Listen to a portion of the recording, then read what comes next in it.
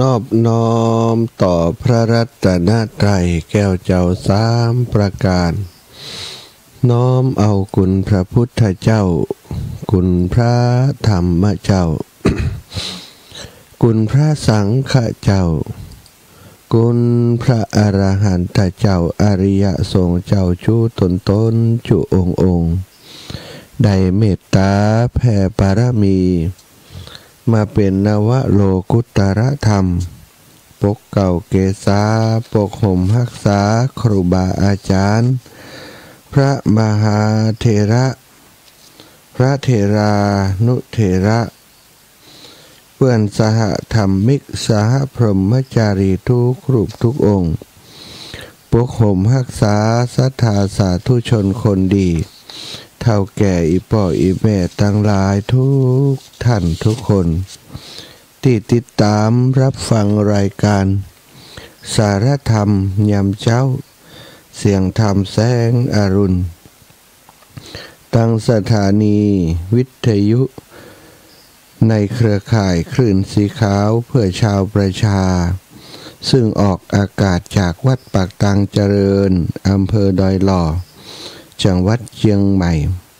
โดยเมตตาบารมีของครูบาอาจารย์ท่านพระครูอภิวัฒนวิกรมเมตตาเชื่อมสัญญาณเกาะสัญญาณจากตังลำปางที่วัดบรรพตสถิตซึ่งอาตมาภาพได้พำนักอยู่และจัดรายการที่นี่ส่งไปยังเครือข่ายสายบุญของคลื่นสีขาวหลายสถานียามเช้านี้หลายพื้นที่หลายจังหวัดด้วยกันเนาะจังหวัดเชียงใหม่ลำพูนลำปางพะเยาเมืองแปะเมืองน่านนะก็รับสัญญาณก็ต้องขอบคุณในเมตตาครูบาอาจารย์ท่านพระครูอภิวัฒนวิกรมที่ได้มอบเวลาในช่วงนี้ให้เกล่ากระผมปฏิบัติหน้าที่ดูแลจัดได้การพบปะกับศรัทธาญาติโยมท่านสาธุชนทั้งหลายผู้สนใจใฝ่ในการฟังน้ำฟังธรรมได้หมุนคลื่นรับฟังรายการทุกเช้าวันจันทร์บางวันก็มีการลืม จันทร์ก่อนรู้สึกว่าจะลืมมานึกได้แหมกรรมมันก็เป็นวันตี5-6 โมงวันนี้วันจันทร์นี่บัดได้จัดรายการสักกรรมก็ต้องขอสุมาอภัยเนอะสตาถ้าวันใดที่บัดได้จัดนั้นก็ส่วนใหญ่ก็จะเป็นเพราะการเตียตมาได้ลงลืมวันเวลาไปเนาะเลยบัดได้จัดรายการวันนี้มาพบปะกันแล้ววันจันทร์ที่18 เดือนสิงหาศักราชพระพุทธาได้2568พระวสาณเวลานี้ตี3ปลายนะตี3:10 นาทีนะจะได้มาพบปะกับอาตมาภาพพระมหาสมชาติชาตปัญโยวัดบรรพตสถิตอำเภอเมืองจังหวัดลำปางเป็นผู้ดำเนินรายการศรัทธาญาติโยมอีพ่ออีแม่ทั้งหลายก็ฟังอยู่ทางบ้านทางจองเป็นประจำนะหลายรูปหลายองค์ที่เปิ่นมาจัดรายการตรงนี้ก็เป็นกำลังใจให้กันบางผ่องบางคนเปิ่นก็จัดรายการที่มันเวลาเหมาะเวลาพอดีที่ศรัทธาก็ตื่นพอดีครูบาอาจารย์ก็ได้รับพักผ่อนพอดีแต่บางรูปบางองค์ก็อาจจะเป็นเวลาที่ผิดปกติไปสักน้อยเนาะผิดปกติอย่างอัตมาภาพนี่ตี 3นี่ก็ยังพักผ่อนอยู่ประมาณตี 4 ตี 5นะกว่าจะได้ตื่นตามปกติถ้าได้พักผ่อนสัก6 ชั่วโมง 7 ชั่วโมงก็จะพอดีแต่โดยความที่มีหน้าที่รับผิดชอบเนาะถ้าใครรับใครนอนอย่างใดก็ต้องลุกขึ้นมาปฏิบัติหน้าที่เป็นหน้าที่ที่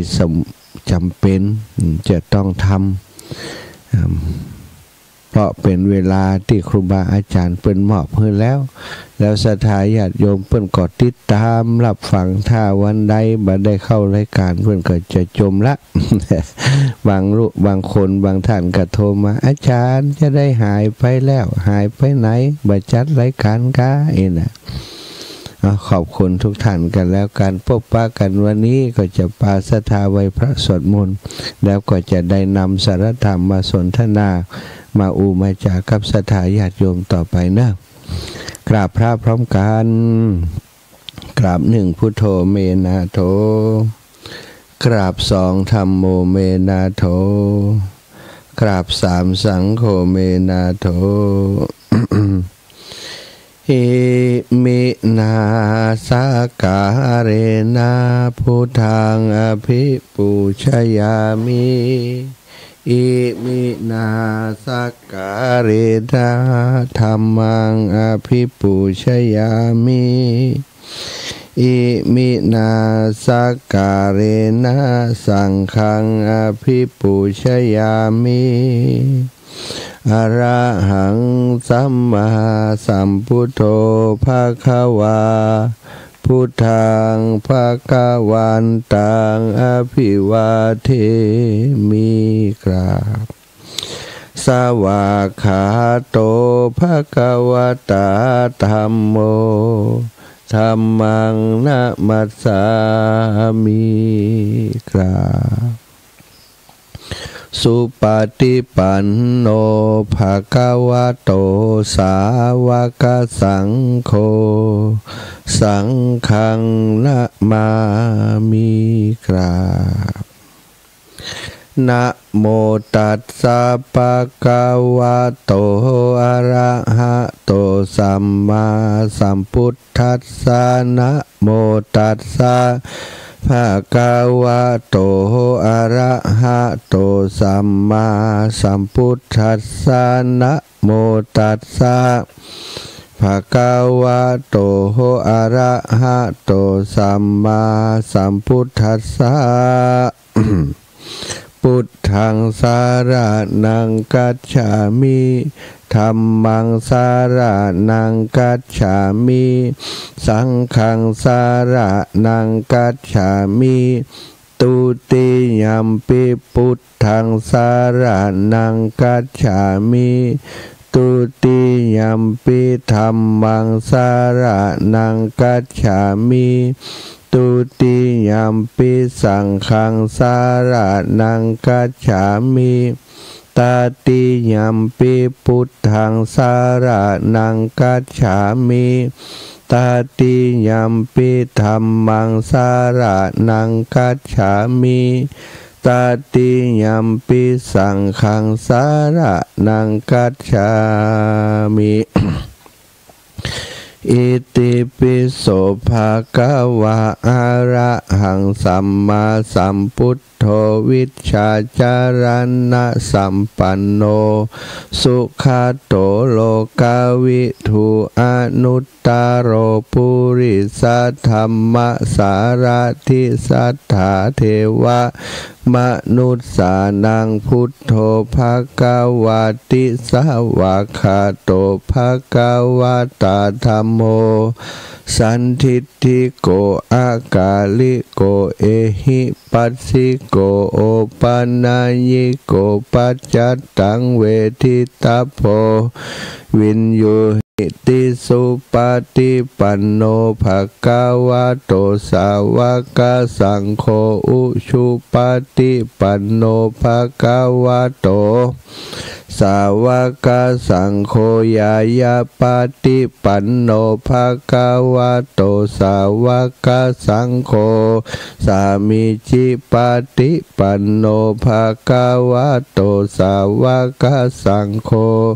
ยะทิทังจัตตาริปุริสายุคานิอัตถปุริสาปุคลาเอสาภะคะวะโตสาวกสังโฆอะหุนายโยปะหุนายโยทักขินายโยอัญชลิการะนิโย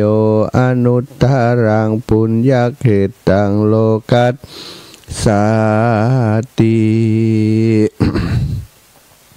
กราบพระพร้อมกันเนอศรัทธากราบหนึ่งพุทธังวรันตังศิรสานะมามีกราบสองธัมมังวรันตังศิรสานะมามี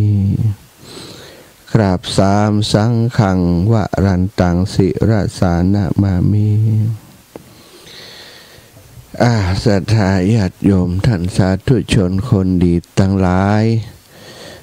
ได้ไหวพระนพธรรมเป็นที่เรียบร้อยทำมังกละมงคลแก่ตนตัวแห่งหมู่เฮาเจ้าขาดทั้งหลายเนาะลำดับต่อไปก็จักได้นำสิ่งอันเป็นสารธรรมมาสนทนามามาจาวันนี้ขอนำธรรมเทศนาพื้นเมืองเหนือเรื่องชนะใจตนเองประเสริฐที่สุดนะอันนี้เป็นสิ่งที่สำคัญศรัทธาญาติโยมรูปนามมารูปนะนามคือรูปประธรรมนามธรรมต่างๆกายและใจเป็นสิ่งที่ประกอบประชุมกันเป็นมนุษย์เป็นคนหนึ่งนะมีรูปมีนามนามก็อาศัยเป็นสิ่งที่เป็นเรื่องของจิตของใจเนาะ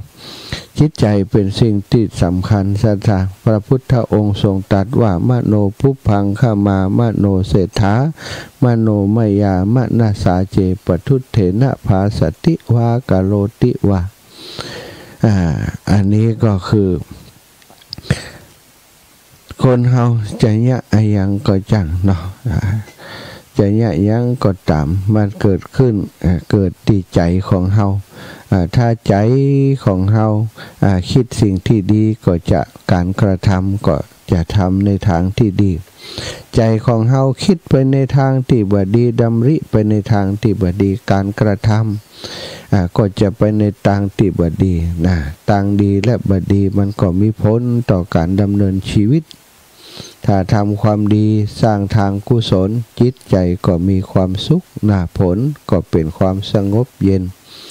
ส่วนตรงกันข้ามไปทำอกุศลบาปกรรมต่างๆก็ได้รับความเดือดร้อนเดือดเนื้อร้อนใจในชีวิตประจำวันในความเป็นอยู่รับก็บ่สบายตื่นก็บ่ม่วนใจเนี่ยศรัทธาฉะนั้นเราจะต้องเอาชนะใจตัวเองทำไมต้องเอาชนะใจตัวเองปกติใจของเฮามีสิ่งที่มันจะลู่จะลิงไปในทางที่ต่ำหรือว่าในทางที่มันจะเกิดความเสียหายศรัทธาไปเป็นอยู่ใต้อำนาจของกิเลสต่างๆความโลภความฮักความโลภความโกรธความหลงราคะโทสะโมหะต่างๆถ้าเฮาบ่ควบคุมถ้าเฮาเอาชนะมันบ่ได้นะความดีก็เกิดขึ้นมาได้เนาะศรัทธาต้องป้องกันบ่ให้ความชั่วมันกำเริบในจิตในใจของเฮานะในกายวาจาใจต้องอยู่ในแนวทางในลู่ทางที่เป็นคุณงามความดีอยู่ในหลักการตั้งพระพุทธศาสนาศีลสมาธิปัญญาบังคับใจให้กระทำในแนวทางของศีลสมาธิปัญญาเนาะ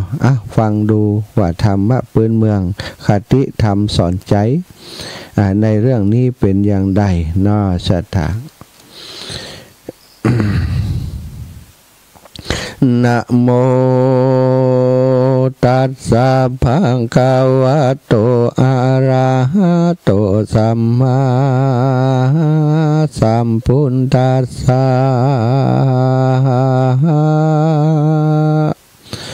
อาโกเตนะชินเนโกทังอาสาทุงสาธุนาชิเนชิเนกันทาริยังทาเนนะสัจเจนาลิกาวาทินันติ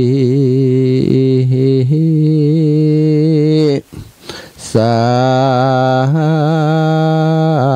ตาวดุราสาปุริสาตั้งหลายเรื่องยิ่งใจน้อยใหญ่ผู้มักไฟต่างธรรมจุงดาจำบทบาทยาได้ขาดสูญหายกิจจากการลายมวลหมู่มีอันมีอยู่เกหาจุงวางลาตัดขาดมาสันนิบาทหอมกันเฮาจักไข่ปาน บอกเล่าเฮือหูเก้าขี้ยาเถิงมนุษย์สาโลกลาพองหยาบจ้ามัวดำกระทำกรรมบ่เหือดฟองไม่เดือดเครื่องขี่บ่หูดีหูหายพ้องตกอยู่ขายตันหาพ้องโกธาโคตรง่ายพ้องโลกไล่อยากได้โลกไล่อยากได้ตันหาใหญ่สาวโทสะเป้าสะตานโมหะดันหลงเมากันตัวเฮาดังนี้จักหลีกลี่สันใดอันจักไปก่าวแก่ใดผ่าแป้ใจตัวบ่ฮือเมามัวใบบาใดเป็นข้าใจตนเตียวเวียนวนไปสู่ในที่อยู่อบายศรัทธาหลายมวลหมู่จงพรำหูดาฟั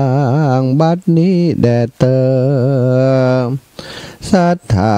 อันว่าพระสัมมาสัมพุทธเจ้าตนเป็นเก้าติโลกาเทศนาเก้าจีหือแจ้งที่หันใสว่าชานะแปลเป็นไตเก่าแก่ก็คือภาพแปดดีหลีจักได้ตีไปตีลบภาพคาเสกหยาบนานาแข่งนาวาเรือกว้างแข่งมาจังว่าควายแรงไผ่ลายเหลือแลก็ภาพแปะบัดเดียวหรือพญาเลวองค์อาจหูชะลาดจบทองก็สมใจปองภาพใดแป้เสียงไข่ดีหลีพระบุญมีต้นวิเศษที่แจ้งเจตหันใสว่าแข่งอันใดโลกไตแข่งกันใดจุเมื่อจักล้างเตื้อก่อก้านยังบ่อสตานปลงวางก็หาตังเขาแก่ฮือผ่าแป้ขึ้นมาเป็นดังนี้นาจะใจ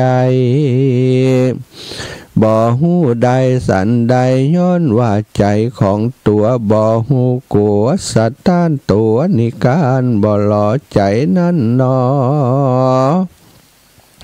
ภาพสู่บ่อหอนหูตั้งไว้ลังเตื้อผันผายเตี้ยวไต่ตังถอยไรมัวดำย้อนตัวอะธรรมกลายหยาบเข้ามาภาพภายในเฮือหลงไหลลิงลูกเข้าไปสู่อเวจีเป็นทุกขีไม่เดือดบ่อยู่บ่เหือดขึ้นวันคนได้ปันรู้รอดบ่เฮือวัดกอดตัวเราวันกอดตัวเฮาบ่ลงมัวเมาบาใบยังขาเซิกใหญ่อาธรรมจักสุกน้ำจืนจ้อยบ่มีต่ำก้อยมองขี้ขาเซิกมีนั่นโสดก็คือตัวคิ้วโคตรโกธาโตสะนาแถมเหล่าโมหะเศร้าตัวร้ายโลภะปลายมัวดำตั้งกาตัณหานำกลายหยาบเข้ามาภาพราวีแอวกวนเคลียลาลาดอยู่บ่อขาดขืนวันจักภาพแป้นันใสพระที่ไว้สับปัญญูตนเป็นครูแก่โลกดับทุกโศกมันภัยเทศนาไขเก่าแก่ว่าอัตตาหะเวชิตังเสยโยการภาพแป้ใจตนเป็นมงคลล้ำเลิศป่าเฮือเกิดโภกาใจนั้นนาหากเป็นนายส่วนรูปกายนั้นใสเป็นข้าใจดีหลีกันสักมีกาหยาบเข้ามาภาพในใจหรือมีคนมาไขตาต่อถามลาบเสาะ หากเกิดมีคนมาไขต่อตาถามลาบสาพันแต่งเป็นกำแข็งด่ายอจ่าแปลงปอนอนาก็บ่โคตรโกธาโคตรกราโทสะหยาบจัดตัวหารบ่เฮือมาปานของใดโอดใจไว้สันดี แม้นจักมีคนบาปใจกลายหยาบกาลีมาบุบตีถูกต้องในแห่งห้องกายาบอกโกธาโคตรได้ตีตอบสายกำใดตีตอบสายกำใดเต่าอดใจตั้งมันกึดสอดดันไปยาวบ่อสะหาวสวกกลาว่าคนต่อตากับเฮามีพระยาเบาลำหมอกกึดบ่ออกใจตัวมีตัวแห่งมันนั่นใส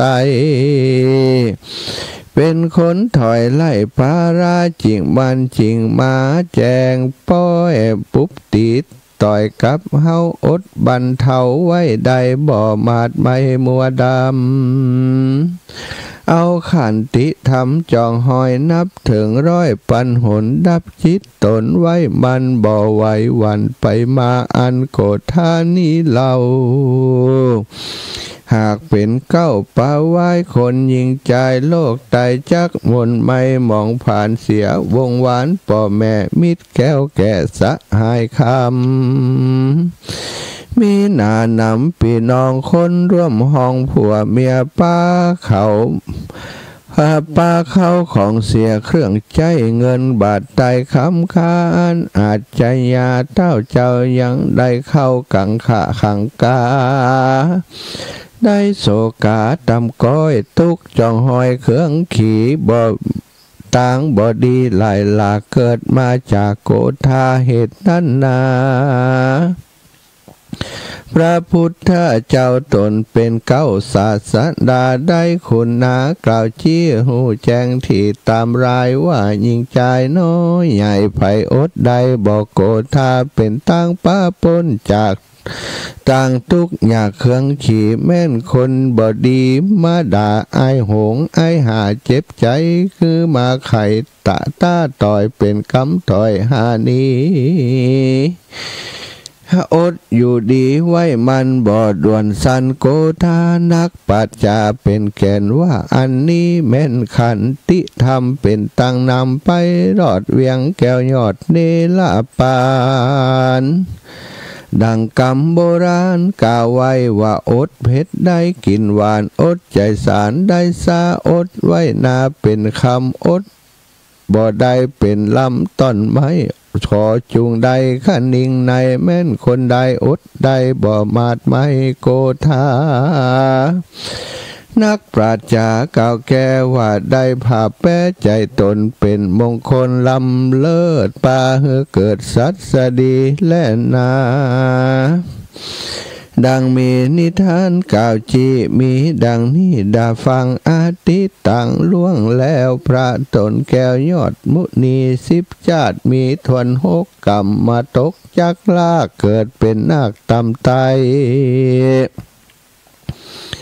อยู่เมืองใหญ่บาดาลมีน้ำขานบอกเล่าว่าผู้ลิทัดเจ้าบุญมีศีลดวงดีสะอาดบ่ได้ขาดรักษาวันหนึ่งนามายังจอดยังบนยอดปลา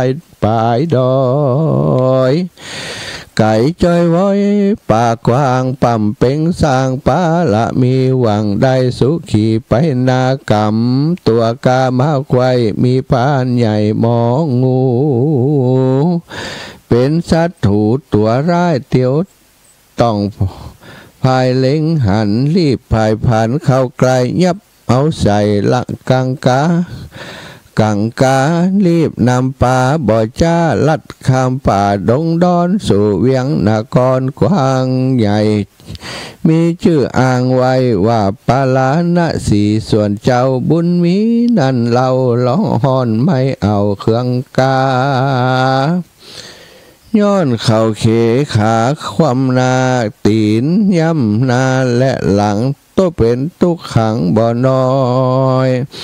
น้ำตาย้อยลามไหลก็เจ้าโอดใจนักโสดบ่คิวโคดมาปานกันโกดทหารไม่เดือดมาบังเกิดในใจเถื่อเท่าจังไล่ใบบอดก็เจ้าจักถูกกูตอดเป็นผีบ่เป็นดีสักหยาดศีลสะอาดดวงใส ตี้ยงขาดไปดังพร้อยได้ต่ำก้อยเครื่องกาเหตุนั่นนะตัวเฮากวนบรรเทาอดไว้บอกโคดไม่เครื่องขี้แม่นเขาจักตีหรือฟาดดาจักขาดใจตายขันติหลายอดกันบอดดวนสันโกธาเอาเมตตาเข้าโพดเธอคิ้วโคดนี่หายกะลุนาหลายจุเมื่อใจไผเอื้อยินดีอุเบกขามีลำเลิศป่าเฮือเกิดเจยบานบุญสมปานช่วยกำได้ล่วงล้ำอนทลายป่าละมีหลายเลิศแล้วได้นั่งเต้นแก้วเป็นทรัพย์ปัญโยส่วนหมองูบอดใบกระทำบาปเหลือหลายกันมันตายจิตขาดสติวิปลาสเววนก็เอาตนมกไม่ตีลุมไตเอาเวจีเป็นตุขีไม่เดือดอยู่บ่เหือดขึ้นวันและนาแถมประการหนึ่งไส้คนน้อยให้ยิงใจโลภะหลายเกิดต้องไหนแห่งห้องสันดานมันเป็นมารตัวร้ายหลงอยู่ข่ายอานายะปลาบอดใบโลภอยากได้ของเขาหลงมัวเมาบอกขาดตัณหาปาด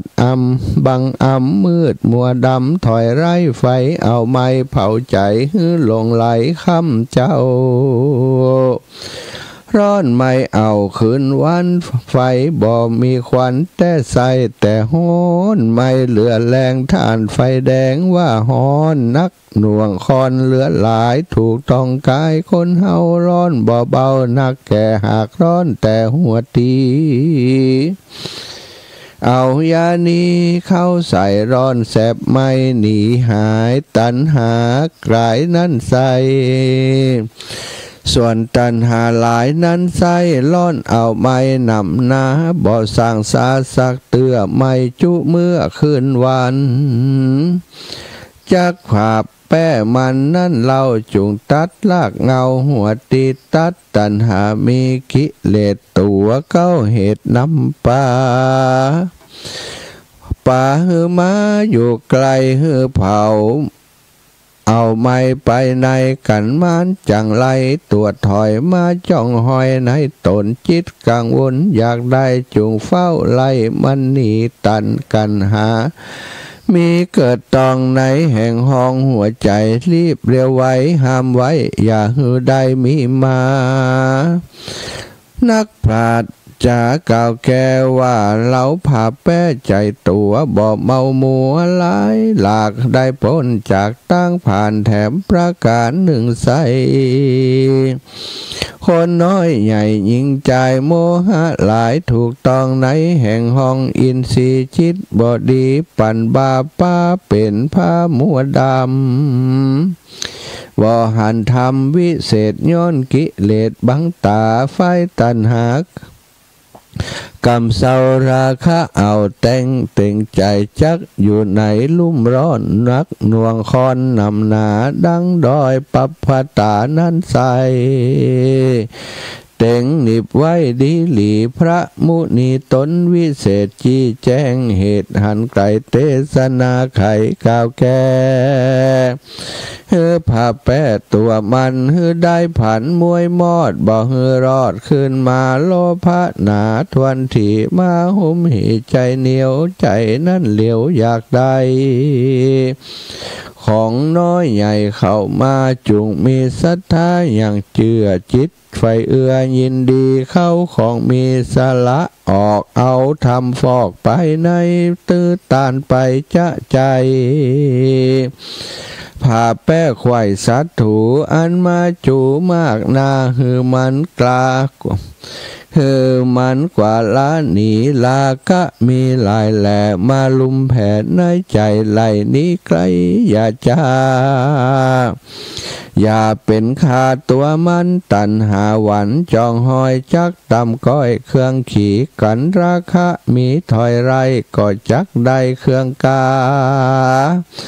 กันโกธาคิ้วโคดจักมีโตดลายพระการโทสะหารมาเข้าจักมืดเศร้ามัวดำโมหะนำลิงคอน จักรุ่มร้อนปานไฟกวนนี่ไก่อย่าไก่บ่เฮือมันใดมีมาและนาตัดสะมาสาเท่าโอเหตุนั้นใส่คนน้อยใหญ่ยิ่งใจมันใจหมายไฟห้อยใครจื่นจ้อยสัตสดีได้สุขีจัดนี้หรือตายจากหนีเมืองคนไปเกิดบนชั้นฟ้าจุงโคตรกล้าโกรธาแม่นมีมาว่าร้ายบ่ตอบสายแตนกำบ่มัวดำโคตรไม่โอดไว้ได้สันดีมีสติมีนำนาปัญญากว่าตามหลังละมัดระวังจุดานเกิดฟันยานกรรมบาปอันกายหยาบนานักปราชญาเป็นแกนว่าอันนี้แม่นกองทำแป้ต่างดำเอาไหมมันถอยไร่จุประการผ่าแป้มานเมียนจอดนับเป็นยอดมงคลยกเอาตนพ้นจากต่างทุกอยากสงสารได้เจยบานบอกขาดตั้งแต่จาดปัจจุบันกันดับขันกาผากตายละจากเมืองคนยอมเอาตนไปเกิดจันฟ้าเลิศเมืองสะวันลือภายผ่านไปรอดเวียงแก้วยอดเนละปานและนามูละศรัทธามวลหมู่อันพร้อมอยู่ฟังธรรมได้จำแต่เก้าทลาบต่อเต้าถึงปลายจุงจำหมายจื่อไว้เอาเป็นไม้ตายสอนตนเอาเป็นขัวกายรอดไปได้เป็นขอดได้ป้นขอดมันภัยได้สำราญชื่นจ้อยดังฝ่ายหอยผาธนาขอศรัทธาจุผู้จุงได้อยู่เจยบานโรคาหารพญาติอย่ามาปาดอินทรีโจกใจมีเตียงเต่าจุหนุ่มเทายิงใจได้เตอนิธิต่างขียาสางวันนาวิเศษจาห้องเหตุชนะใจตนประเสริฐล้นก็บังคมสมเลศศรัทธาจบลงไปนะชนะใจตนเองประเสริฐสุดนะการชนะอย่างอื่นอย่างใดการต่อสู้นะเป็นการกีฬาต่างๆนะเฮาชนะแล้วอาจจะกลับมาแป้ในภายหลังนะแต่ว่าการชนะการเอาชนะกิเลสตัณหาใจในใจตนนั้นชนะแล้วก็ถือว่าเป็นชัยชนะที่บย้อนปิกกลับมาก้านมาแป้แหมเสถาชัยชนะในใจตนนั้นจึงเป็นชัยชนะที่ประเสริฐที่สุดนะ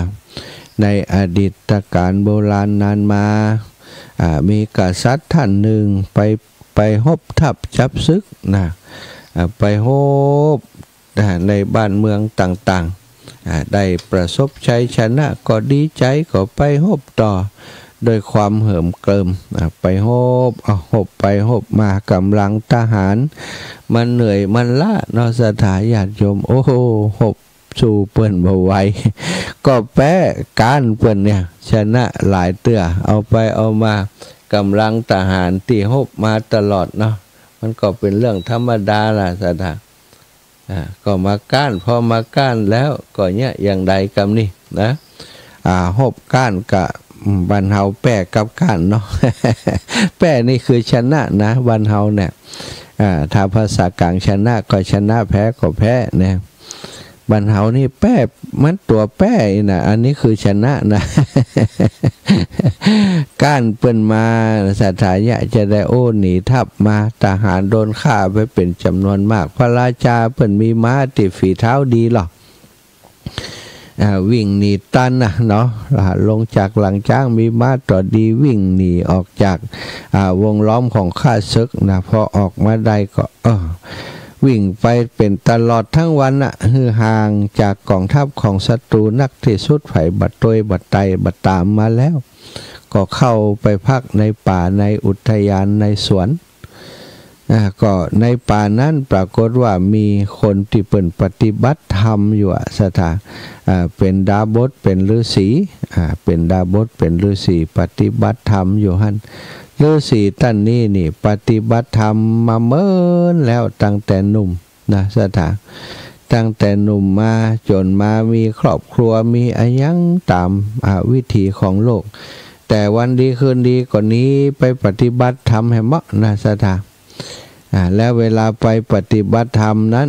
ไปปฏิบัติตนปฏิบัติตัวนั้นก็บ่ลืมที่จะเอาอาวุธประจำกายไปด้วยซะตามคนอื่นอาจจะปืนผ่านหน้าไม้เนาะอันนี้เปิ้นบ่เอาไปนะบุรุษดาบสท่านนี้กับเอาจอบเอาขบกไปโดยเถียนหนึ่งเป็นขบกที่พอจะมีคมซะตาขบกเฮียนขบกหินอย่างบ้านเฮากับขบกหินเอาไปโดยเหียอันนะถอดด้ามมันออกเหียเอาขบกใส่ถุงไปด้วยเพื่อไปอยู่ในป่าไปขุดหนอนางห่างไม้จ้าหนอสถาเอาใส่ถุงไปด้วยหันไปปฏิบัติธรรมสถาอยู่ในป่าวันดีคืนดีนึกขึ้นมาได้ว่าช่วงนี้นะปกติแล้วก็คือต้องเพาะหว่านกล้าพักกาไม้ต่างๆก็เอาขบกเฮียนนั้นมานะสถามาพอมาแยงกึดได้ว่าตอนนี้ต้องไปปลูกไปฝังอย่างแล้วก่อนอันจะบัดตันเนี่ยนะก็ลาพ้นจากการเป็นนักบวชมีมาเล็ดพันธุ์ที่อยู่ในย่ามในถงเอาไปโดยไปหวานไปอย่างไปปลูกข้าวปลูกข้าวโพดข้าวสาลีที่ได้กินได้ไว้สถาพอปลูกไปปลูกมาทำไปทำมาสถาก็เบื่อหน่ายแหมเหมาะเนาะเก็บผลผลิตแล้วเอาไปขึ้นไปขายส่วนหนึ่งตีเหลือเนาะก็เอามาเก็บเป็นเมล็ดพันธุ์เอาใส่ถุงไปแหมเหมาะเนาะถอดจอบนั่นแหมนะเอาใส่ถุงใส่ยามตัวไปในป่าที่ตัวเองไปปฏิบัติธรรมนั้นเป็นอย่างนั้นอยู่หลายครั้งหลายคราสถา6 ครั้งนะ6 ครั้งที่เป็นอย่างอันก็มาคิดถึงว่าเฮานี่เป็นวิบากกับขบกหินนี่รู้นี่เป็นวิบากกับสิ่งมูนี่นี่แทนที่จะปฏิบัติให้ได้มรรคได้ผลให้ได้ฌานสมาบัติเดี๋ยวนี้ที่เฮาบ่ไปไหนบ่มาไหนเดี๋ยวก็บวชเดี๋ยวก็ศึกเดี๋ยวก็ปฏิบัติธรรมเดี๋ยวก็ไปเนี่ยให้ไถนามันย้อนให้ขบกหินนี่โลนี่พิจารณาไปว่าตัวนี้นะคือจิตใจของตัวนั่นแหละที่นำทุกข์มาให้ยังมีความโลภะยังมีความโลภนะยังมีตัณหายังมีอายังที่คำจิตคำใจเฮาอยู่โลนี่อันนี้บ่ไหวแล้วถ้าเป็นอย่างอี้คงจะบ่เกิดประโยชน์นะอย่างกับตัวเฮาคือใดดังนั้นก็คิดว่าตัวเนี้ยคือตัวปัญหาตัวจอบหินนี่แหละมันปาให้ซึก6 เดือนแล้วเอาละบัดเดี๋ยวนี้เขาจะทิ้งมันเหียเนาะจอบหินอันนี้จะขวางมันไปเหียสถานก็จกถุงย่ำไปปะใส่จอบเพราะเอาใส่ในหันตลอดถึงพืชพันธุ์ธัญญาหารที่เก็บไว้จะเอาไปเป็นจะไปเอาเป็นเมล็ดพันธุ์ฤดูกาลต่อไปโจกออกมามัดติดจอบหันสัตว์มัดติดจอบแน่นจดนะแล้วก็ตั้งจิตว่าตนตัวผู้ฆ่านี่ได้ศึกขาลาพดไปหลายรอบก็เพราะจอบหินอันนี้ตั้งแต่นี่ไปจอบหินอันนี้จงไปจากตัวข้าจงหายไปในแม่น้ำคงคาอยู่ไหนก็บ่ฮู้ซอกปะแล้วเนาะน้ำคงคา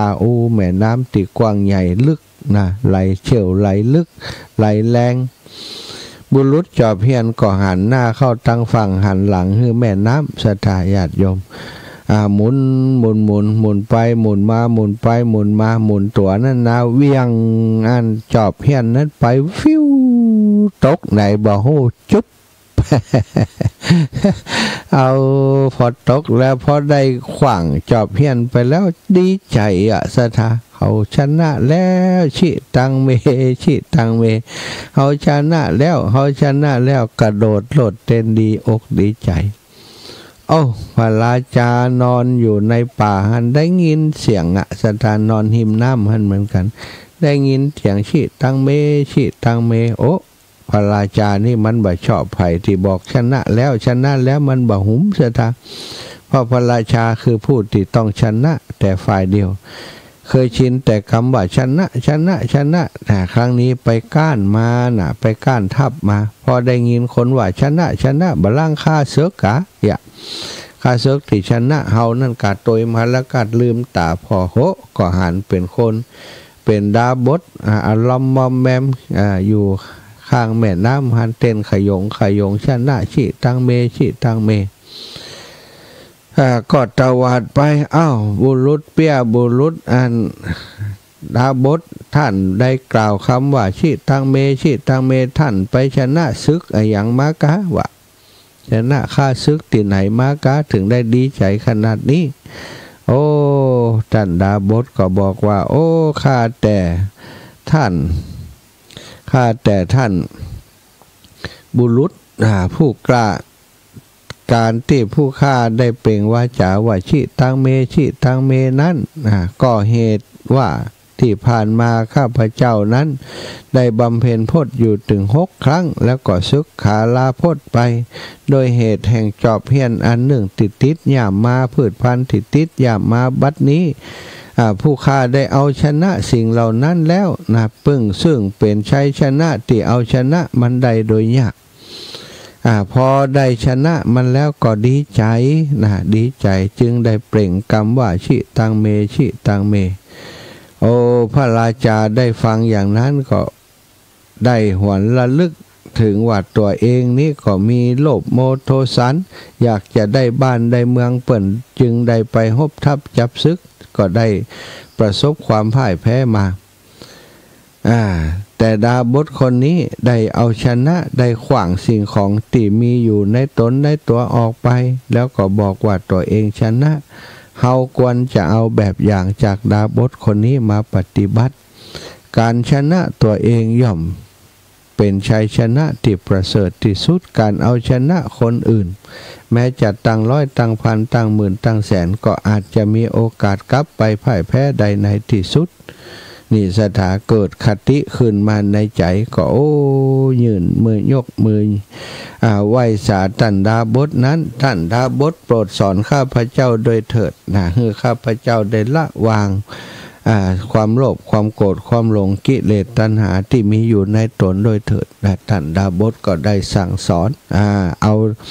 ธรรมะที่ดีมาสั่งมาสอนให้พระราชาได้สงบได้สงบได้สบายใจการชนะการพ่ายแพ้ในชีวิตจริงของคนเฮานั้นมันย่อมเกิดขึ้นเป็นธรรมดาการชนะอย่างอื่นอย่างใดทั้งหลายทั้งประการนั้นเป็นการชนะภายนอกนั้นสุดท้ายก็อาจจะกลับมาแพ้ในที่สุดแต่การชนะจิตใจภายในชนะกิเลสตัณหาควบคุมกิเลสตัณหาบ่ให้ฟุ้งบ่ให้เกิดขึ้นได้นั้นเป็นชัยชนะที่ประเสริฐที่สุดดาบดได้สอนอย่างนั้นพระราชาก็ปลื้มปิติใจสบายใจเดินกลับไปสู่บ้านสู่เมืองปกครองประชาอาณาประชาราษฎร์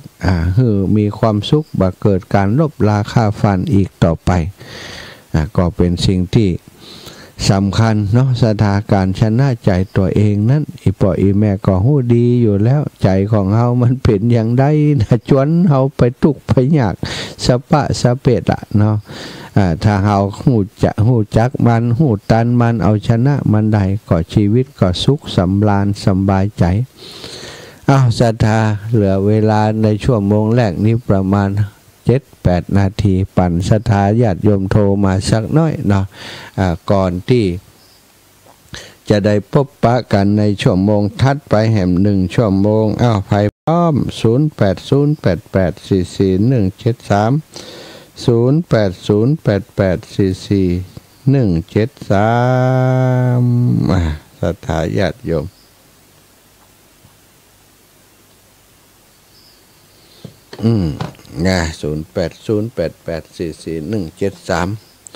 โอ้ตื่นเจ้าโลนี่ไผนี่โอ้ตุลุงท่านอาจารย์ถวายความเคารพครับพระอาจารย์กฤษอาจารย์ชื่นใจโอ้โหไม่ได้ฟังมาหลายวันแล้วอ่ะไม่ได้ฟังมาอาจารย์เยอะหรอกครับผมอาจารย์มีงานเยอะเนาะครับผมเมื่อวานก็ไปปลูกไผ่กับอาจารย์สาธิตอาจารย์มีต่อเปล่าเนี่ยมีต่อครับมีอีก1 ชั่วโมงครับครับถวายความเคารพครับตุลุงครับตุลุงกิจแฟนคลับแฟนประจำเลยเนาะตุลุงนี่อยู่พุทธอุทยานเชียงใหม่ติดตามมาตลอดนะติดตามมาตลอดก็ฟังมาตลอดให้กำลังใจมาตลอดโอ้อีปอถึงบ้านกี่โมงกี่ยามนี่จะทุ่มหาละ4 ทุ่มไปดอกตื่นเจ้าอยู่นี่ฮะอาจารย์ครับเนี่ยถึงบ้านนะครับคำเด้อสาธุปนนั้นอันนั้นตันแก้วนะอยู่อำเภอเวียงสาสถาบ้านใหม่อำเภอเวียงสาแม่นาไลเนาะแถวแม่นาไลนั้นนะได้มาร่วมกิจกรรมปลูกป่าปลูกต้นไผ่ปันต้นที่สถาบันธรรมาภิวัตน์นะแล้วก็ตะวาก็มารอขึ้นรถมาโดยครูบาอาจารย์ตีอันมาที่วัดบรรพตนี่เนาะครูบาอาจารย์เปิดไปเชียงใหม่เจริญปอนอีแม่เจ้าฟังอยู่ชัดเจนดีก้าชัดเจนดีอยู่รับอยู่เนี่ยนอนอุตุอยู่เนี่ยสาธุบุญรักษาเน้อบุญรักษาโยมแม่จันศรีสุขาแจงหัวเรียนแม่คำนวณดินดำเจ้ากราบสาธุเจ้าผู้นำบุญแจ่ซ่อนเมืองปานม่วนก็วันนั้นม่วนกับเจ้าม่วนไปหนใดมันก็ตึงม่วนดีใจที่แม่สบายใจแล้วกลับถึงบ้านปลอดภัยดีลุงหนอมครับรถเก่งเด้อเจ้าเก่งกะเก่งแล้วก็อันเพิ่นมีเพื่อนฝูงนักเนาะดีจังวันหลังไปไหนก็ได้ไปด้วยกันเนาะเจ้าสาธุขอบคุณอีแม่เนอเจ้าสาธุเจ้าแม่คำนวณดินดำอันนี้ก็เป็นสายบุญหัวหน้านำบุญเจริญปอนเจริญปอนนี่ตั้งใด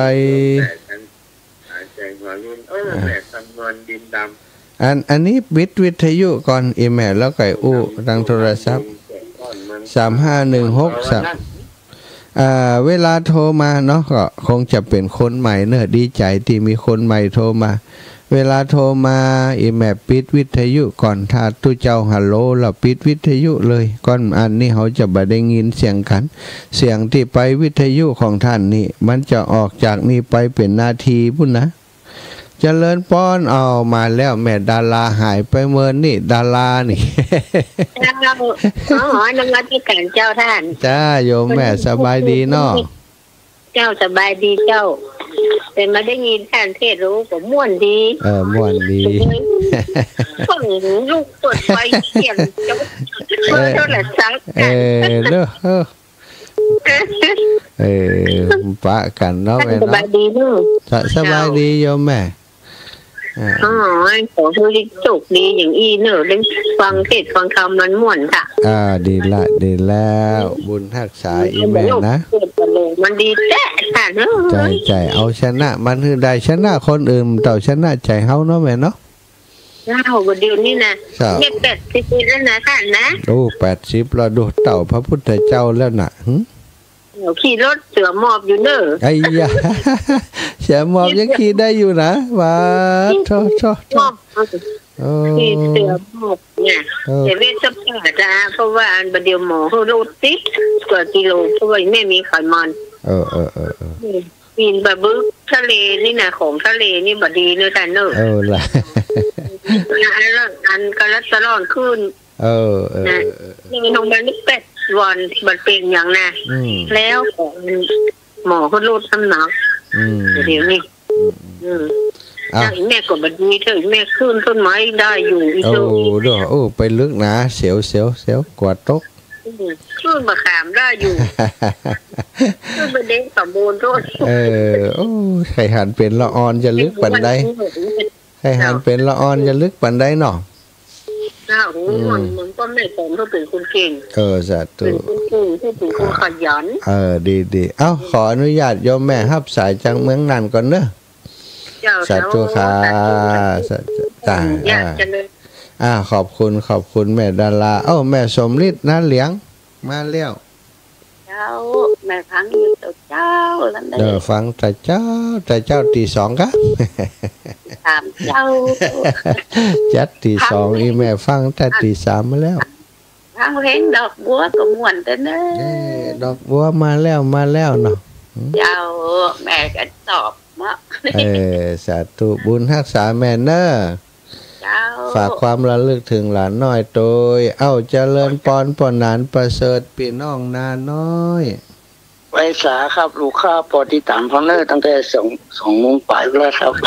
ดีกันเนาะขอบคุณอีปอหลายๆครับประจำปอนี้เสียงลูกแจ๋วปอดยกดีใจนะบทเจ็บปวดเป็นยังนะขอคุณพระคุณเจ้าสงสารลูกตลอดไปนะครับลูกเจ็บเป็นครับเป็นห่วงเป็นอย่างนี้ตลอดครับดีละห่วงกันเป็นบุญเป็นกุศลผูกพันกันทางจิตใจเทศครับเทศกับมวลน้อแต่วันนี้วันพระวันคำปอวัดอยู่วัดเนาะวัดตั้งฟังธรรมมันศาสนาธรรมตลอดทุเอาสบายดีอยู่กะครับสบายดีอยู่ครับอินดูเนาะเป็นการที่มันมีพระอยู่แต่ตัวอยู่หลายตนครับ5 ตนต่อทุกปีครับดูดีบุญเปิ่นละครับวันที่1ที่นั่นพฤศจิกาก็จะมีกฐินก็ครับ1 พฤศจิกาเนาะออกประสาทแล้วอนุโมทนาบุญครับปอเนอร์กำลังใจลูกนะครับให้ขอลูกได้อยู่ดีมีสุขต่อไปแน่ครับสาธุปอสาธุสาธุครับจะเอิญปอนสายนี่ไปตาเจ้านึกว่าไผแต่ว่าปลูกไผ่เรียบร้อยไปเลยเนาะเรียบร้อยไปแล้วโยมแม่สบายเรียบร้อยไปเลยละจะได้ไปสักกำแต่ว่าเขาหอมมานักนะปลูกถ้าจะได้เป็นลักพันเหมือนกันนะแล้วก็แจกเพื่อนแฮมเป็นหอมดีละร่วมมือร่วมใจร่วมแรงกันนะเจ้าอีแม่ว่าน่าจะเป็นส่วนภัยใหญ่ๆอยู่หันกับงามเนาะจะลุ่มลื่นไปเลยนี่ก็คุดหน่อไม้มากินนี่แป้งหน่อไม้ดองเนาะเอาหน่อไม้มาแกงเลี้ยงกันก็ได้ดูต่างหัวเข้าวันนั้นมาถึงตี 1ปลายเกือบจะตี 2แล้วแม่ตี 1ปลายเนี่ยเจ้าไหนเช็คกันละฮัลโหลแม่เจริญพรแม่ยายพรหมายถึงศาลเจ้าจับไปตรงอกลงใจตรงอกลงใจแหละสาธุเนอะยายพรเนอะขอบคุณหลายๆเนอะเจ้าบุญรักษาเอาละจะได้พักผ่อนสักกรรม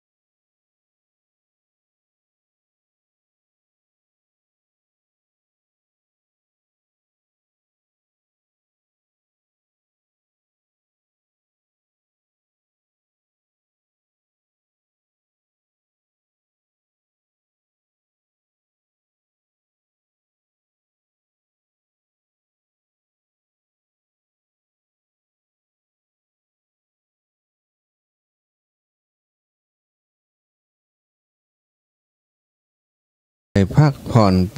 2-3 บทเพลงเป็นเพลงธรรมะได้ข้อคิดสะกิดเตือนใจเนาะศรัทธาญาติโยม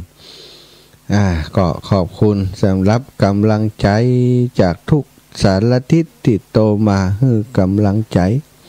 โทรมาสนทนามามาจาด้วยการรายงานผลการรับฟังเนาะก็ได้ฟัง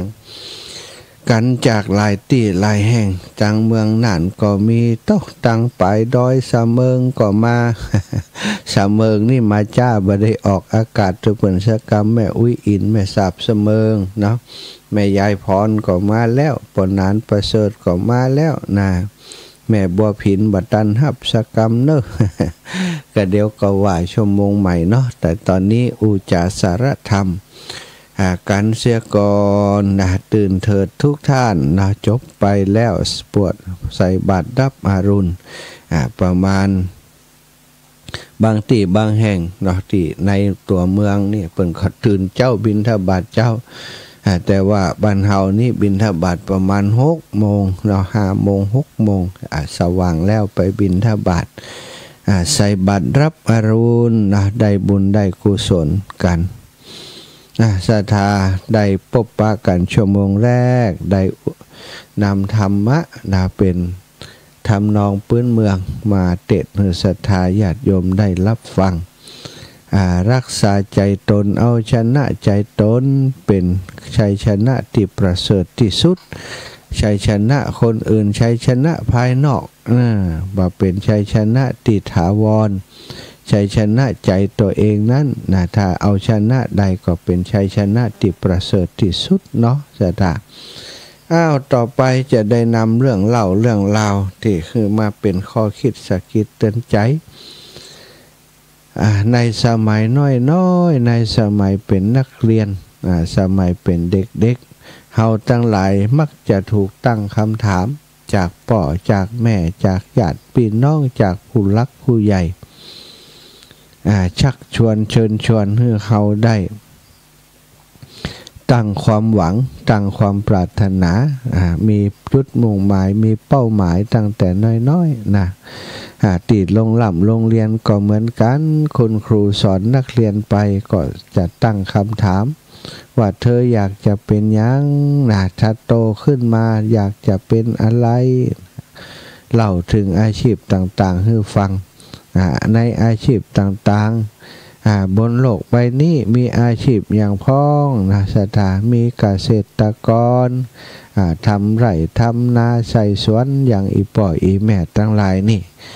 มีเกษตรกรก็มีหลายอย่างนะทำดำไร่ทำนาก็มี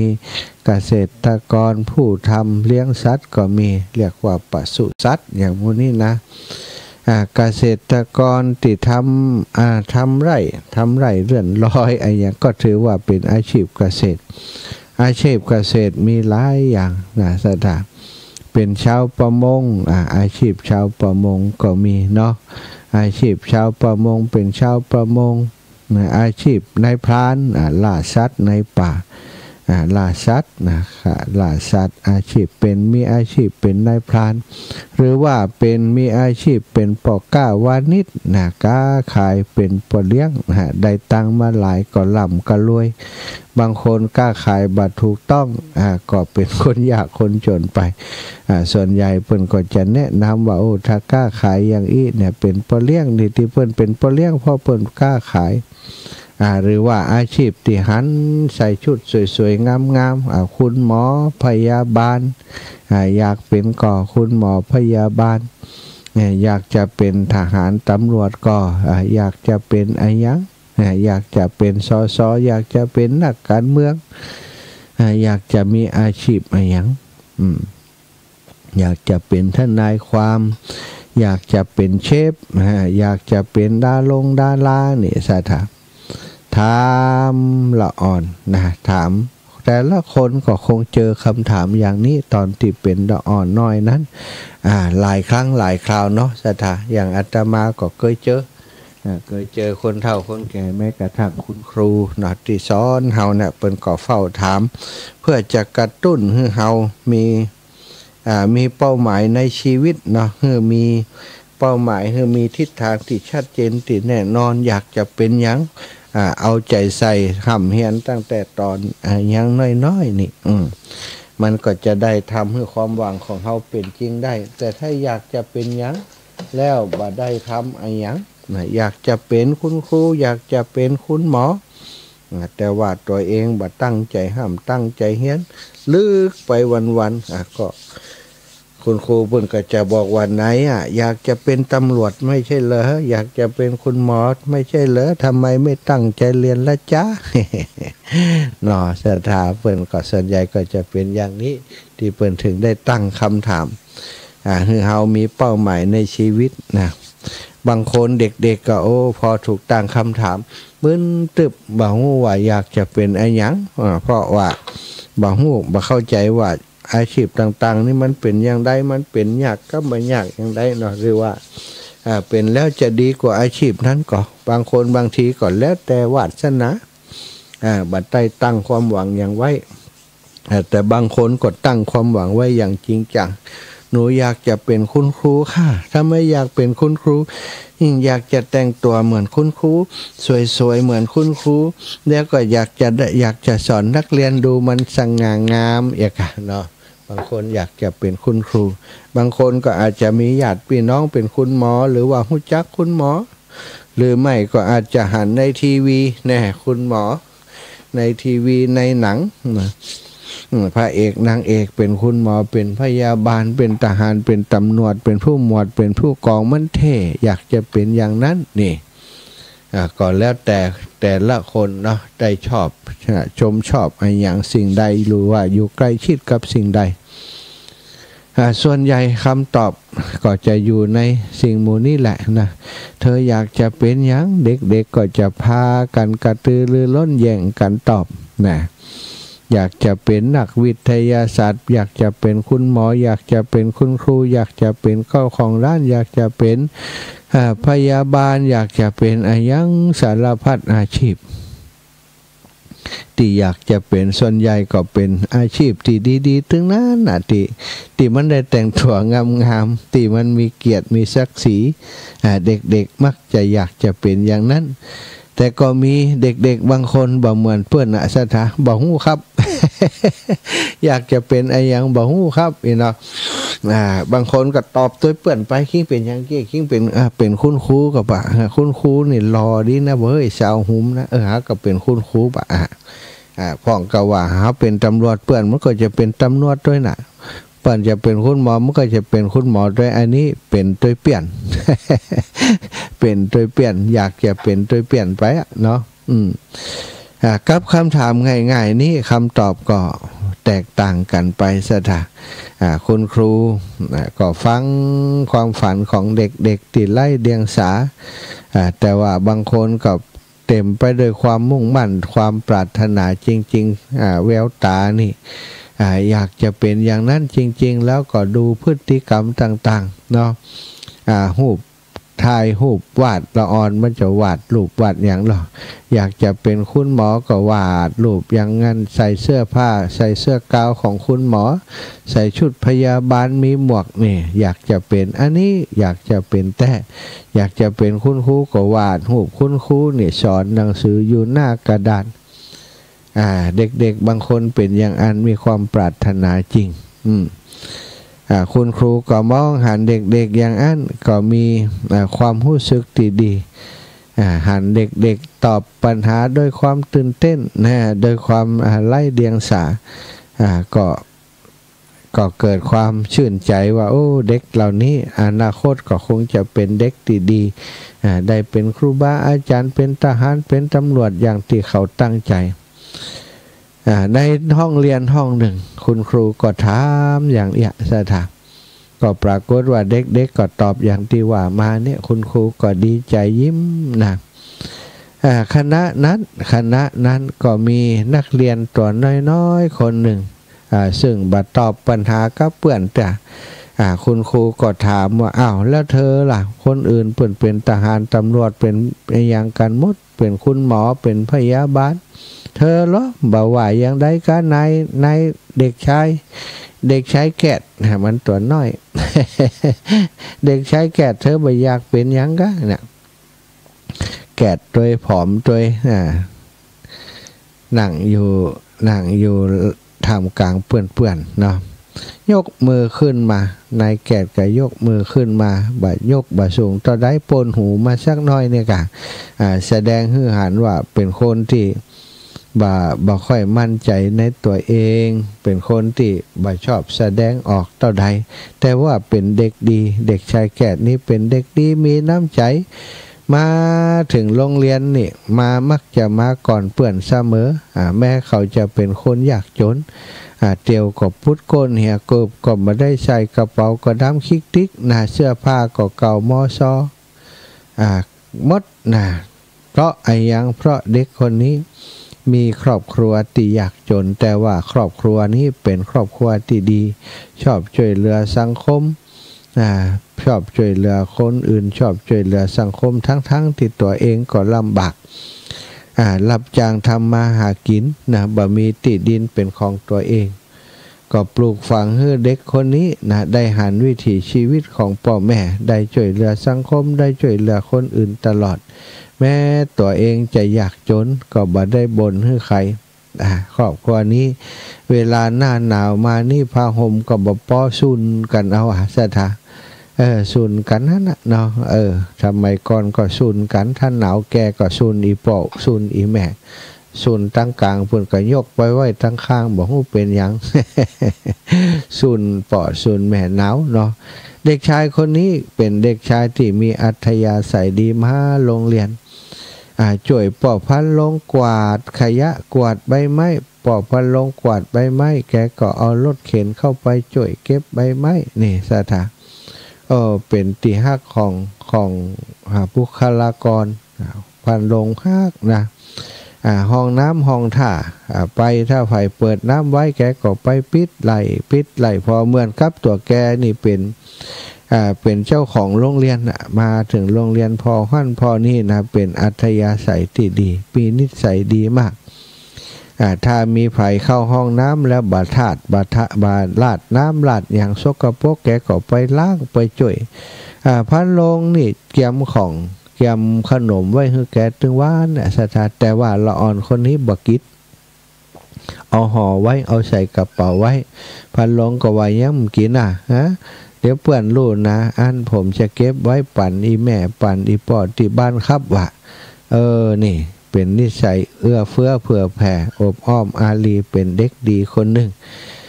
แต่ว่าเป็นคนที่บ่ชอบทำงานเอาหน้าซะท่าบ่แสดงตัวบางเตื้อไปทำความสะอาดห้องน้ำห้องถ่านเนี่ยมีคนถามว่าเธอไปทำความสะอาดห้องน้ำมากาก็เนียมไอ้บักกาบอกเปิ่นบักกาแสดงตัวทั้งที่เป็นคุณงามความดีเป็นเด็กคนนี้เป็นเด็กที่คุณครูต่างๆก็เมตตาเขาอยู่เนาะตลอดถึงเพื่อนฝูงก็ฮักเพราะเป็นคนที่บ่เคยกันแกล้งเพื่อนฝูงมีแต่เพื่อนฝูงจะกันแกล้งก็เวลาโดนกันแกล้งก็บ่ได้ว่าบ่ได้โกรธบ่ได้เกลียดอะไรอย่างบางครั้งโดนกันแกล้งถึงเจ็บปวดถึงร้องไห้แต่ก็บ่โทษเพื่อนเวลาคุณครูถามก็ว่าหกล้มเองล่ะเป็นเด็กนิสัยแบบนี้ซะท่า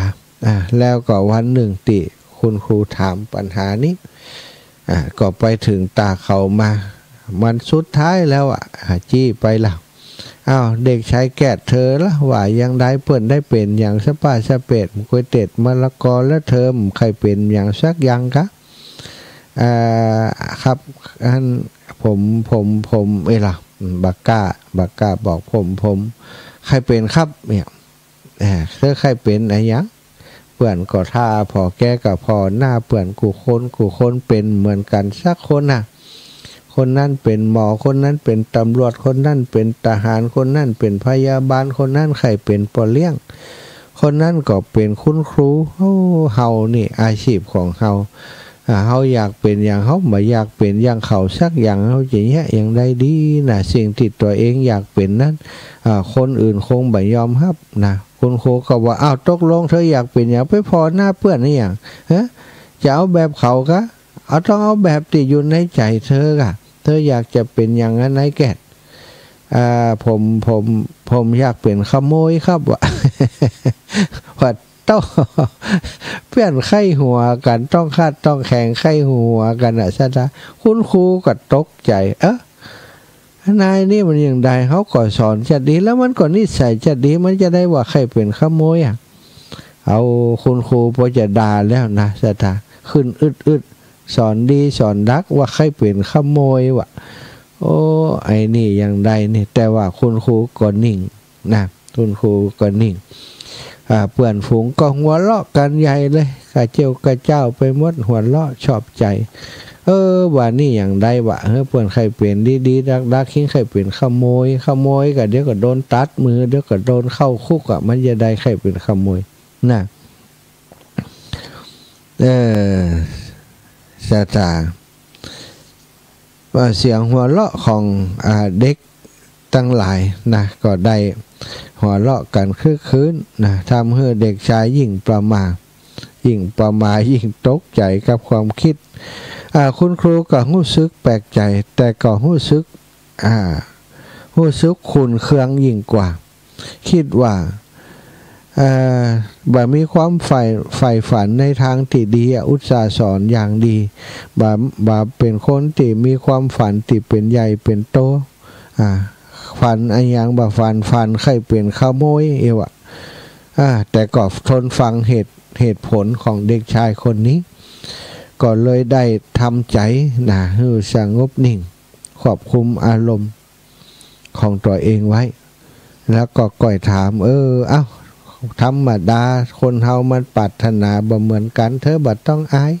บอกให้เหตุผลมาให้คุณครูกำละเปื่อนเงียบก่อนจะไปไข้หัวใส่เปื่อนฟังเหตุฟังผลก่อนกะหรอก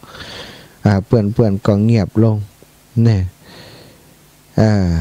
เด็กชายคนนั้นก็ให้เหตุผลว่าที่ผมอยากเป็นขโมยนั้นนะเพราะบัดเดี๋ยวนี้ที่ครอบครัวของผมนี่ลำบากคุณครูครับเวลาหน้าหนาวมานี่แม่ของผมจะเป็นคนที่กลัวฤดูหนาวที่สุดเพราะว่าฤดูหนาวเพิ่นเป็นคนที่รูปร่างผอมบางเวลาหนาวเพิ่นจะหนาวกว่าผมและพ่อแม่จะหนาวแล้วก็เพิ่นจะเจ็บปวดปวดเนื้อปวดตัวปวดมือบางเตื่อเนี่ยการยังป้อมบันไดเพราะเจ็บมือ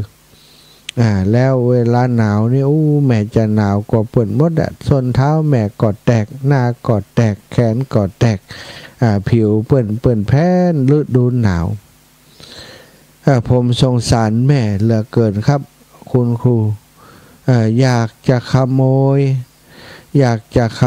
พระอาทิตย์นะอยากจะขโมยแสงอาทิตย์สักลำหนึ่งก็คือแสงอาทิตย์ที่ส่องมาแสงสว่างสักลำหนึ่งส่งมาที่บ้านของผมให้แม่ของผมมีความอบอุ่นตลอดเวลาอยากจะให้แม่ได้เจอกับอากาศหนาวถ้าอากาศหนาวฤดูหนาวนี่ถ้าพระอาทิตย์ขึ้นเนาะเอาไปหนังหิงแดดมันบางแต่เห็นหนังสือกลางแดดมันหนาวใส่เสื้ออุ่นเสื้อหนาวหนังอยู่ในห้องมันถึงอยู่บนไทยลมพัดหนาวเข้ามาเย็นเข้ามาถึงกระดูกกระเดี่ยวครูกันหนาวนักเรียนกันหนาวปากันไปหนังหิงแดดอุ่นอยู่กลางสนามเฮียนกลางสนามกันเนาะเด็กชายคนนี้ก็คงจะมีแนวคิดอย่างถ้ามีลำแสงอุ่นๆมีแสงอาทิตย์สักลำหนึ่งส่องเข้าไปในบ้านนั้นเวลาฤดูหนาวแม่ก็จะได้บ่หนาวบ่เจ็บบ่ปวดได้รับอย่างสบายได้อยู่อย่างมีความสุขในฤดูหนาวแล้วก็มาคิดถึงว่าที่ข้างบ้านนั่นมีคนตาบอดอาศัยอยู่ครอบครัวหนึ่งสามีภรรยาติดตาบอดอยู่ด้วยกันสว่าหากินก็ลำบากเนื่องจากว่าเขายังบ่มีคนจุงคนยังไปไหนก็จนหั่นจนนี่ไปเนาะ ก็สงสารคนตาบอดคนนี้ถ้าได้อะไรอย่างมาก็มักจะไปแบ่งไปปั่นคนตาบอดถ้าอยู่กับบ้านถ้าหันเปิ่นเนี่ยการอย่างเปิ่นจะไปไหนก็ไปส่งเปิ่นซะท่าน้ำดอกอ่อนคนนี้มีน้ำใจนอกจากอยากจะขโมยแสงอาทิตย์ไปให้แม่ให้ได้อบอุ่นแล้วความฝันอยากจะเป็นขโมยอีกอย่างของเขาก็คืออยากจะขโมยแสงสว่างไปมอบให้กับคนตาบอดถึง2 คนนั้น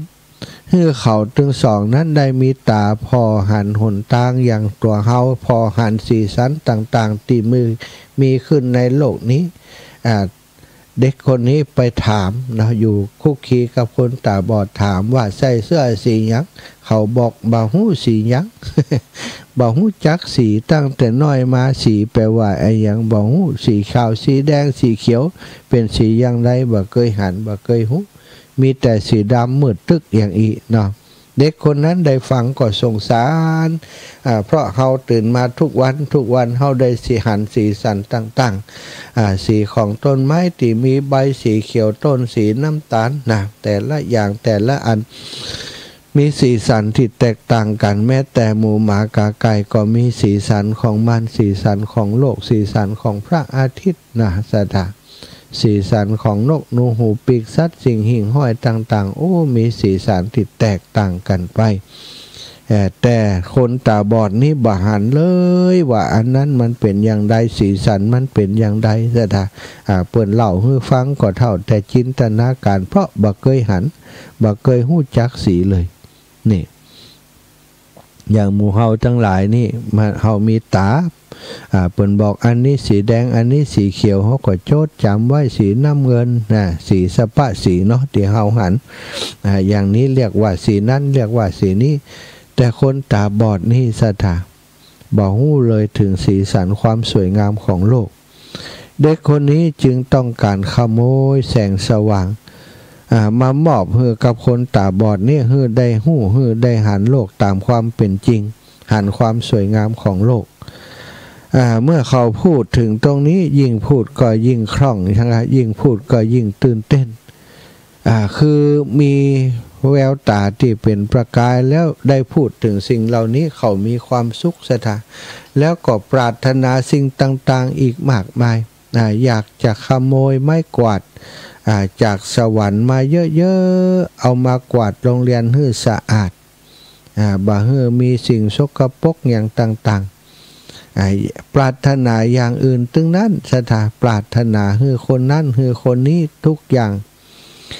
คุณครูก็ถามว่าโอ้อันนี้เธอขโมยมาให้คนอื่นหมดแล้วนี่ฮะอย่างที่เธอจะขโมยมาให้ตัวเธอพ่องบ่มีกะเด็กชายคนนี้ก็บอกว่าผมบ่ขโมยสำหรับตัวผมครับผมกว่าว่าสิ่งที่ผมขโมยมาจะทำให้คนอื่นเดือดร้อนเอาเธอบ่อยากจะขโมยอันยศถาบรรดาศักดิ์มาให้เธอได้เป็นนั้นเป็นนี่ค่ะบ่อยากขโมยครับผมกลัวว่าจะไปรบกวนคนอื่นพอเพื่อนผมก็อยากเป็นครูอยากจะเป็นตำรวจตำแหน่งหมู่นี้มันมีจำกัดครับคุณครูครับผมอยากจะให้เพื่อนผมเป็นก่อนผมนี่เป็นยังก็ได้ผมทำไรใส่นาก็ได้ผมอยู่กับพ่อกับแม่ก็ได้บ่ต้องเป็นตำรวจทหารก็ได้ครับว่าเป็นคนที่มีความคิดที่ดีมากสถาคิดแต่อยากจะให้คนอื่นมีความสุขคิดแต่จะแบ่งปันให้คนอื่นในห้องเรียนสถาเปื่อนที่ใครหัวใส่หน้าเขาพอได้ฟังความคิดหันของละอ่อนคนนี้เปื่อนแต่ละคนก็ยิ้มสถาญาติโยมเงียบกริบแล้วก็ยิ้ม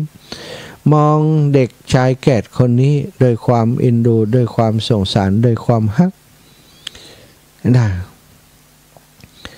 กระแสความดีงามเป็นของที่มันเกิดขึ้นในจิตในใจของเด็กคนนี้ได้แผ่ซ่านไปทำให้คุณครูและเพื่อนๆมีความรู้สึกที่ดีความปรารถนาเล็กๆของคนบางคนอาจจะบ่เหมือนกับเฮาสถาญาติโยมเด็กๆบางคนอาจจะบ่ต้องการจะเป็นทหารตำรวจต้องการจะเป็นอะไรอย่าง อย่างที่คนทั้งหลายเป็นอยู่แต่เขาอยากจะเป็นคนดีอยากจะเป็นคนที่มีคุณค่าต่อสังคมเป็นจิตใจที่ประเสริฐงดงาม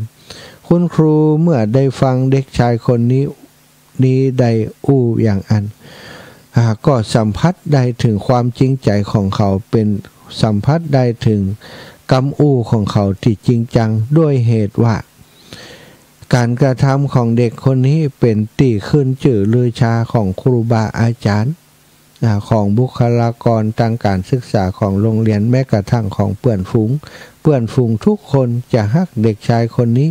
มีอย่างก็แบ่งปันเขาและตัวเขาเองได้อันยังจากบ้านมาเนาะบางเตื้อเอาผลละไม้ตีบ้านของเขามีมาแจกมาแบ่งมาปันเพื่อนอยู่ตลอดทำให้เวลาเพื่อนได้กินของดีๆก็แบ่งปันเขาเวลาแบ่งปันเขาก็แบ่งคนอื่นแถมนะตัวเองก็ได้กินเห็นนิดๆหน่อยๆก็พอใจนิสัยของความเสียสละของเด็กคนนี้คุณครูและหลายๆคนก็ประจักษ์ใจแจ้งแก่ใจเมื่อได้ฟังเหตุผลทุกอย่างทุกประการแล้วคุณครูนี่ดีใจเป็นที่สุดยิ้มนะจากการที่โมโหโกธานะสถาโมโหว่าไอ้อย่างเขาก็สอนจัดดีมันจะได้ใครเป็นขโมยวะใครด่ามันจะตายละโมโหมันแต่ระงับใจได้ฟังเหตุฟังผลแล้วก็เข้าใจเลยคำว่าขโมยของเขานั้นบ่ได้ไปขโมยทรัพย์สินของไผ่คนอื่นเป็นความปรารถนาที่ปรารถนาในสิ่งที่ดีเพื่อคนอื่นแล้วก็ถ้าอู้ถึงว่าเป็นขโมยก็คือขโมยอย่างใดลำแสงนั่นเนาะลำแสงนั้นขโมยบ่ได้แสงสว่างนั้นขโมยได้อย่างใดขโมยบ่ได้บ่ใจทรัพย์สินของไผ่คนใดคนหนึ่งแต่ว่าเป็นขโมยในความฝันในความปรารถนาอยากจะช่วยเหลือคนอื่นซะท่าอยากจะช่วยเหลือคนอื่นคุณครูจึงได้ประทับใจในเหตุผลของเขาก็ได้ปรบมือหลังจากเขาพูดจบแล้วคุณครูกับปรบมือเด็กๆเพื่อนฝูงทั้งหลายในห้องนั้นก็ปรากันปรบมือเศร้าสถาญาติโยมปรบมือกันเป็นเวลาบัดต่ำกว่า2 นาทีเอาเสียงปรบมือกึกก้องในชั้นเรียนป.2 แห่งนั้นของโรงเรียนแห่งนั้นกึกก้องไปทั่วโรงเรียนละอ่อนป.1 ป.3 ป.4 ป.5 ป.6 และคุณครูที่อยู่แถวนั้นก็แปลกใจว่าห้องนี้มันดีใจยังปรบมือกันเศร้าก็มายื้อพอมาถามพอก็เข้ามาถามเกิดอย่างขึ้นปรบมืออย่างเป็น2 นาทีเปิ่นเฮียนกันอยู่เนี่ยอย่างกันคุณครูประจำชั้นก็บอกผอ.ว่าที่ปรบมือกันนี่ผมต้องขอโทษผอ.ที่ทำเสียงดังก็เล่าเหตุการณ์ทั้งปวงทั้งหลายให้ฟังผอ.ได้ฟังอย่างนั้น ก็ดีใจมากซะท่าเพราะเด็กคนนี้นะผอ.ก็ฮักเป็นการส่วนตัวหันนิสัยใจคอแล้วมันเป็นเด็กที่ ตรงกับคำนิยามของโรงเรียนคำขวัญของโรงเรียนขยันประหยัดซื่อสัตย์อดทนฝึกฝนตนและเสียสละเนี่ยต่างโรงเรียนแห่งนั้นมีคำขวัญอย่างนี้พอได้ยิน คุณครู เล่าเหตุผลให้ฟังผอ.ก็ดีใจแล้วก็ได้ห้องนักเรียนทั้งหลายเคาะระฆังเม่งคือนักเรียนทั้งหลายมาจุ่มนุมกันอยู่หน้าห้องของชั้นเรียนห้องที่2นะแล้วก็ให้นักเรียนทั้งหมดนั่งลงแล้วผอ.ก็เล่าเรื่องดีๆเรื่องนี้คือกับนักเรียนทุกคนได้ฟังว่านักเรียนทั้งหลายตอนนี้มีเด็กคนหนึ่งเด็กชายแกดนี้นะน้องๆของเขาปีของเธอได้บอกว่าเขาอยากเป็นขโมยเธอทั้งหลายมีความรู้สึกว่าอย่างใดเธอทั้งหลายใครอยากเป็นขโมยยกมือขึ้นอีหรอ ในโรงเรียนมีไผยกสักคนเพราะขโมยนี่หลายคนก็เข้าใจว่าคืออะไรอย่างแล้วเธอข้องใจก็ว่าทำไมเด็กชายแก่นี้ถึงบ่อยากเป็นตำรวจทหารครูบาอาจารย์อย่างแต่อยากจะเป็นขโมยเธอทั้งหลายข้องใจก็ไผข้องใจยกมือขึ้นข้องใจหมดสถาแม้กระทั่งละอ่อนปหนึ่งก็ข้องใจว่าทำไมเด็กชายแก่คนดีคนนี้ทำไมถึงเป็นอยากจะเป็นขโมยคนครูก็เล่าเรื่องเล่าต่างๆให้นักเรียนทั้งหมดได้รับฟังว่าที่เขาอยากจะเป็นขโมยนั้นคือจริงๆแล้วบ่ได้อยากจะเป็นโจรเป็นขโมยที่ลักเล็กขโมยน้อยของคนอื่นแต่อยากจะเป็นขโมยที่มีมือใหญ่ๆสามารถปกป้องคุ้มครองคนตั้งหลายได้เขาปรารถนาอยากจะได้แสงสว่างให้แม่ได้หายหนาวพวกเธอเคยคิดถึงพ่อถึงแม่ก็ว่าเป็นอย่างใดพ่อแม่เธอหน้าหนาวฤดูหนาวนี่เธอใส่เสื้อที่อบอุ่นได้ห่มผ้าที่อุ่นๆแต่แม่แต่พ่อบางคนนี้อาจจะหนาวอยู่ก็ได้เธอเคยหันพ่อแม่หนาวก็เธอเคยเข้าใจความรู้สึกของพ่อของแม่ก็ที่ลำบากตากตำทำการทำงานเพื่อเธอละอ่อนทั้งหลายเหล่านั้นก็นิ่งสงบลงแต่ลูกเขาไม่เคยใส่ใจบ่เคยสนใจพ่อแม่เลยแต่เด็กชายแก่คนนี้นี่สนใจความเป็นอยู่ความเป็นไปของพ่อแม่หู้แม้กระทั่งแม่บ่ชอบฤดูหนาวหู้แม้กระทั่งว่าเวลาฤดูหนาวมาแม่นี่จะเจ็บปวดที่ข้อมือข้อเท้าทรมานอยากจะให้แม่พ้นจากความทุกข์นั้นผ้าห่มผ้าแพรก็เอาบ่อยู่อยากจะได้ลำแสงอุ่นๆส่งไปให้แม่ห่มคลุมแม่ให้มีความอบอุ่นบ่ต้องมีฤดูหนาวสำหรับแม่ปรารถนาแสงสว่างให้กับคนติดตาบอดเธอทั้งหลายหันคนตาบอดแล้วรู้สึกอย่างใดพ่องรู้สึกอยากจะดูแลเขาอยากจะช่วยเหลือเขาก็สงสารเขาก็เอ็นดูเขาก็หลายคนก็บ่มีความรู้สึกอะไรอย่างคุณครูเลยบอกว่าการอยู่บนโลกใบนี้ผอ.เลยบอกว่าการที่เฮา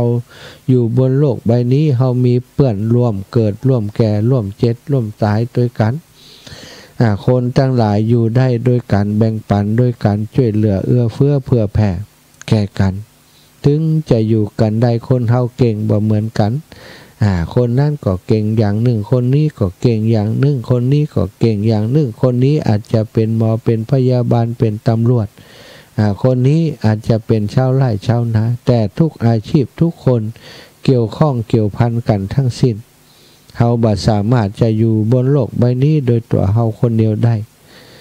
เมื่อเฮาจะต้องอยู่ในโลกใบนี้โดยความช่วยเหลือเกื้อกูลซึ่งกันและกันควรจะมีจิตใจเหมือนเด็กชายแก่คนนี้หมวกเรียนหมู่เฮาทั้งหลายถ้าเธอคิดว่าเด็กชายแก่นี้เป็นคนดีเป็นคนที่น่ายกย่องน่านับถือขอให้เธอทั้งหลายจงแสดงออกด้วยการปรบมือว่าเอาปรากฏว่านักเรียนถึงคุณครูบุคลากรทางการศึกษาทั้งหมดปรบมือให้ละอ่อนคนนี้เพิ่มไปแหม1 นาทีตะกี้2 นาทีอันนี้ปรบมือยาวไปถึง3 นาทีสถานอันนี้คือสิ่งที่หลายคนอาจจะนึกบัดถึงจิตใจของคนเฮานี่แตกต่างกันโดยเฉพาะเด็กๆเนี่ยบางครั้งคำถามบางคำถามเด็กๆที่ไร้เดียงสาก็อาจจะตอบไปตามเหตุการณ์ตามเปื่อนตามฟุ้งยังไปสถานแต่บางคนอาจจะจริงจังกับคำถามที่เฮาถามไปนั้นเพราะฉะนั้นคำถามควรจะเป็นสิ่งที่ถามไปด้วยความบริสุทธิ์ใจคำตอบก็ควรจะได้มาด้วยความบริสุทธิ์ใจบ่ต้องปรุงแต่งอย่างอยากจะเป็นอย่างก็ว่าไปตามนั้น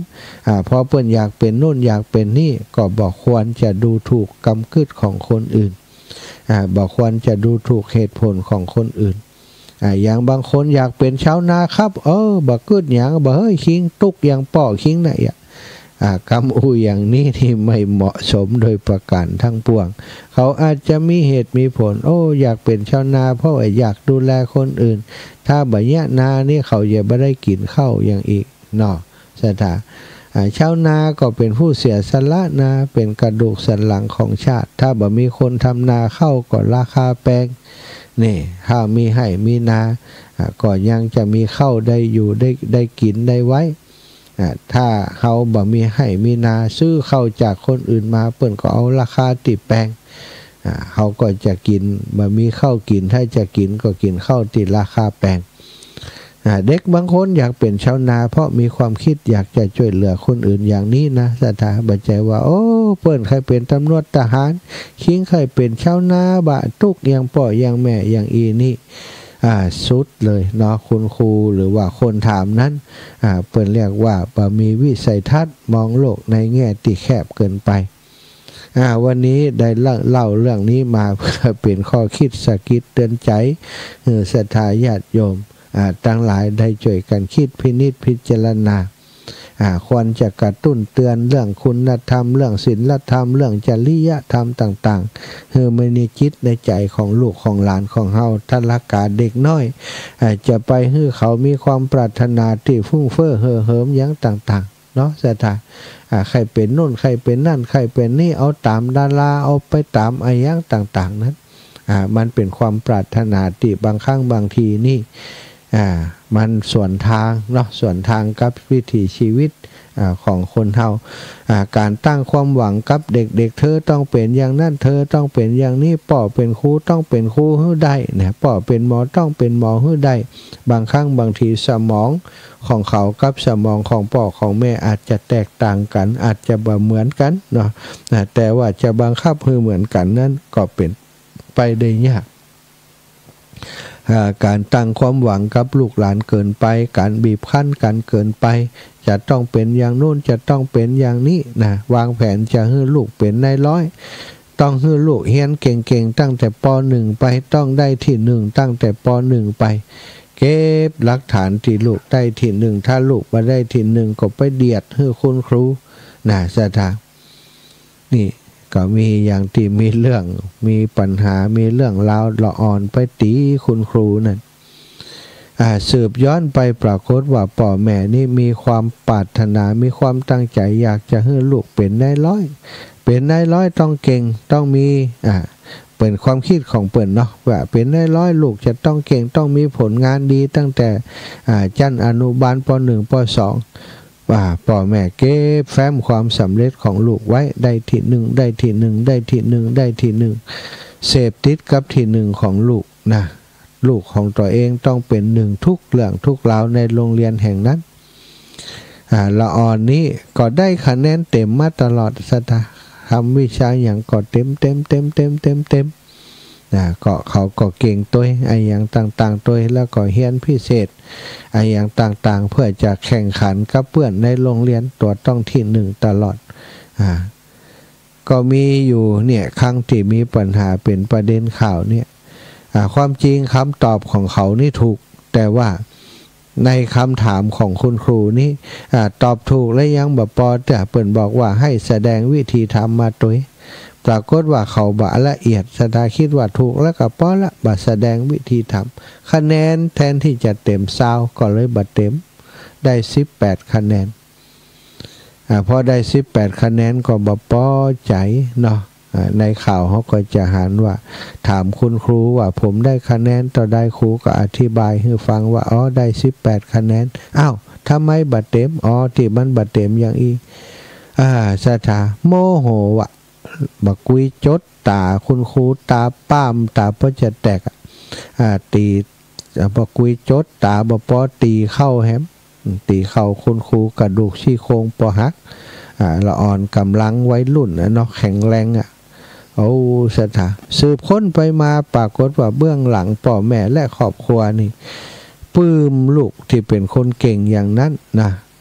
ทำให้ละอ่อนนี้เกิดความทะเยอทะยานในใจ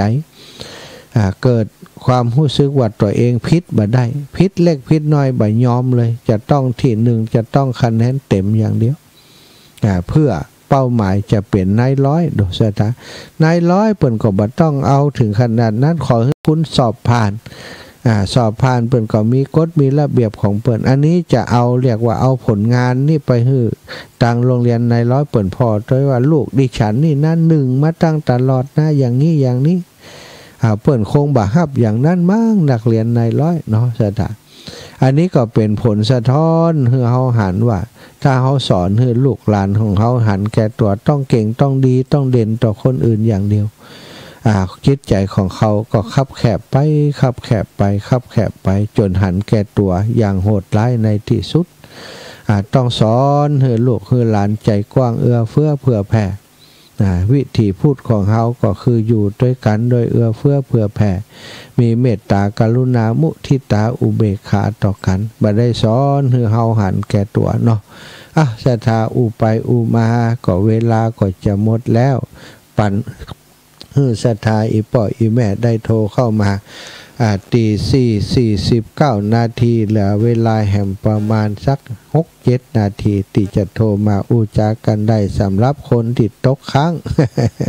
เมื่อได้โทรมาตำเตี้ยเอาโทรมาได้080-8844-173 เนอะโทรมากันได้เลยโทรมาเนี่ยบายังโทรมารายงานผลการรับฟังโทรมาแจ้งให้ทราบว่าฟังอยู่ที่ไหนชัดเจนอย่างใดเนอะจะเลินปอนแม่นิเวศเจ้าฟังอยู่นะเจ้าชัดเจนดีเจ้าวัดฝ่ายหินเนาะเจ้าแล้วก็ขออนุโมทนาบุญธรรมะเจ้านี้เนอะเจ้าเจ้าแม่เจ้า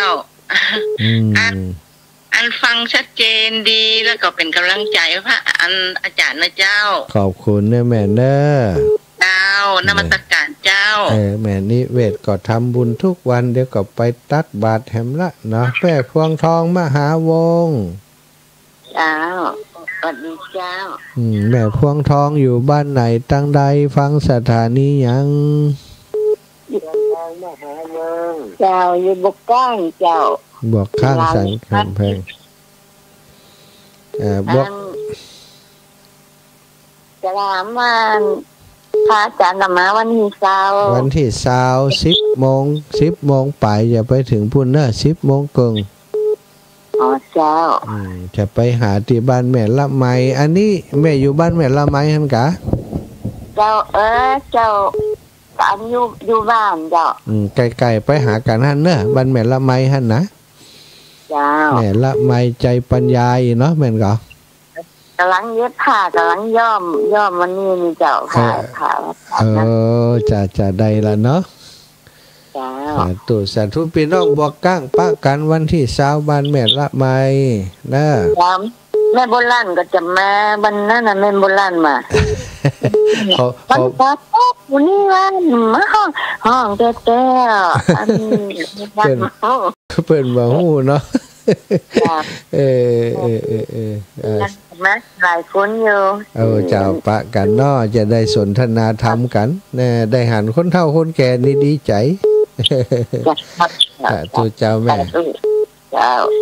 พี่น้องบ้านบวกข้างเนาะไปแอวหาโยมแม่ละไมไปเอาผ้าเปิ่นทำผ้าให้2 ชุด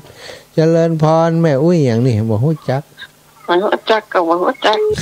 เอาไปเติมวัดข้าวมาเติมเสียงหวานมาเห็นเด้อเอาไว้ที่ทำตกสยโยกพุ่นน่ะได้ฟังเหมือนเสียงอึ้งฮ้องอ่ะจังมันหยังอึ้งก็อึ้งใจดีอ่ะอึ้งใจดีอ่ะฮะมารายการนี้ไปเติมเอามาเด้ออึ้งใจดีอ่ะเอาเสียงหวานไปไว้ให้พูดนะป้าเตยเอามาเนี่ยเสียงหวานของเฮ้ยจริงใจเจ้านาเนาะจริงใจนี่จริงถ้ามันฟังเหมือนเสียงอึ้งนะจังมันอย่างว่าอึ้งใจดีจะเล่นปอนจะเล่นปอนสาธุแม่เอาแม่บัวผินมาแล้วแม่บัวผินเรือนแก้วบ้านเห็ดไม่จ้าเจ้าอีมาน้อยบัดตื่นเด้อกะจะเดินกี้จะตื่นได้แล้วก็โทรกินแต่ไม่ฮับเนาะ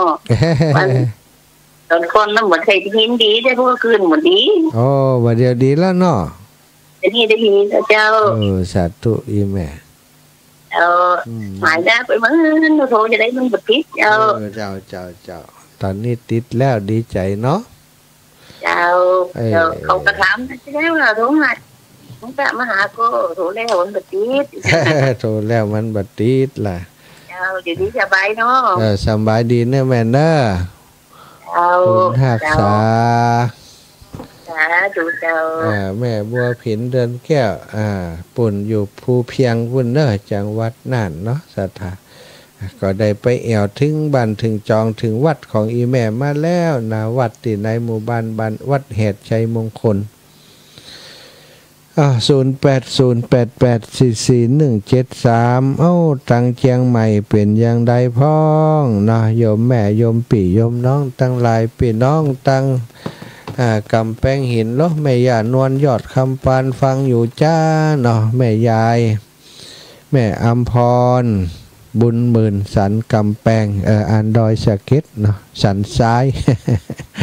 แม่อำพรบุญหมื่นแม่อามนวันเล่ากุลนี่หลายคนเปิ่นก็ฟังกันอยู่เนาะเป็นแฟนรายการที่อยู่เปิ่นห้องว่าแฟนพันธุ์แท้ที่บางคนบ่ค่อยได้โทรเลยนะเปิ่นฟังแล้วก็เปิ่นบ่ค่อยได้โทรกันหลายคนหลายท่านตั้งสันทรายนี่ก็เยอะเนาะบ้านหนองเต่าคำแม่เครือวันเขานี่ก็ฟังแต่ว่าบ่ค่อยเคยได้โทรเข้ามาในรายการปั่นเวลาให้เพื่อนได้โทรอาจารย์อีหล่ะเนาะก็ดีเหมือนกันเนาะคือคนอื่นได้โทรคนที่เขาโทรมาหากันแล้วก็เบาๆคือคนอื่นได้โทรถ้าบ่อ่านนี่คนที่โทรมาเป็นประจำโทรมาเหี่ยมดคนใหม่ก็บ่เกิดละคนใหม่ก็บ่ได้โทรมาเจริญปอนแม่สมบูรณ์บ้านไร่ศิลาทองตื่นเจ้าโลลำปางก็ตื่นเจ้าเนาะสาธุแต่นี้ใจละลูกไม่อยู่ไกลละเจ้าสาธุเนอะคิดทอดอยู่จะนั่นเนาะคิดทอดเดี๋ยวลูกแม่สบายดีเนาะสบายดีใจดีขึ้นทุกอย่างเนาะสบายดีแม่ก็ดีใจตัวสาธุจ้าแม่เป็นกำลังใจให้ลูกตลอดนะเจ้าสาธุแม่เอ้าเจริญพรแม่ศรีวิไลมามีแม่เจ้าดีเจ้าแม่ฟังอยู่เน่กรุงศรีวิไลอันนี้แม่ศรีวิไลเจ้าฟังอยู่ที่ไหนตั้งใดสถานดอยสะเก็ดเนาะชัดเจนดีเนาะแม่เนาะชัดเจนดีเจ้าขอบคุณแม่นักเจ้าขอบคุณนักเจ้าอ้าวสถานญาติโยมสีหมดเก้าหนองยางเนอะจะคืนลืมบอกไป วันนี้คิวของสีหมดเก้าและกันหนองยางพบปะกันเนาะโอ้แม่เครือวันหนองเต่าคำโทรมาแล้ววันนั้นก็ไปแอวด้วยกันกาญจนบุรีเนอะแม่เครือวันขอบคุณหลายๆติปากันไปร่วมกิจกรรมในครั้งนี้เป็นรับกำลังใจให้กันและกันเนาะครูบาอาจารย์ก็ดีใจศรัทธาญาติโยมไปนักไปหลายศรัทธาญาติโยมไปก็มีความสุขกันดีถ่ายรูปบันทึกภาพกันโอ้แน่นหนาเนาะถ้าเป็นซื้อฟิล์มนี่เสี่ยงไปหลายปันนะ อันนี้พอดีว่าบัดเดี๋ยวนี้รุ่นโทรศัพท์นี่มันบัดต้องได้ใจฟิล์มกดถ่ายรูปกันป่ะแต่ละคนนี่บัดต่ำกว่า200ภาพก็ได้ภาพถ่ายมาไปแอวกันเนาะขอบคุณท่านทุกคนที่ได้ไปร่วมบุญร่วมกุศลด้วยกันในคราวครั้งนี้ตลอดถึงศรัทธาที่อยู่ตั้งบ้านตั้งจองเป็นกำลังใจให้กันให้ได้อยู่ดีมีสุขให้ได้มีอายุมันขวัญยืนหิปันมาหาปันได้จะเดินทางขึ้นเหนือล่องใต้ก็ขอให้ได้ปลอดภัยกันทุกเส้นทางเนอะจัตตารโอธรรมาวัฏันติอายุวโนสุขังพระลา